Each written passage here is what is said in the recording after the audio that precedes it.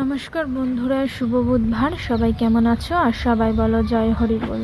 আজ কিন্তু আমাদের মতুয়া ভক্তদের শুভ দিন বলে মনে করি এবং কি শ্রী শ্রী হরিচাঁদ ঠাকুরের জন্মতিথি কিন্তু বুধবার, তাই আমরা বুধবার দিনটিকে ঘট বদলাই। আর এই ফুলগুলি যে দেখছো, এই ফুলগুলির নাম হচ্ছে স্থলপদ্ম, যেটি আমার বাড়িতে দুটি গাছ রয়েছে, ঝাঁকড়াভাবে ফুল ফোটে, সেহেতু আমার আর ফুল কিনতে হয় না। আমার বাড়িতে যেটুকু ফুল হয় ঠাকুর ঘরের পুজো সেটুকু সম্পন্ন করা যায়।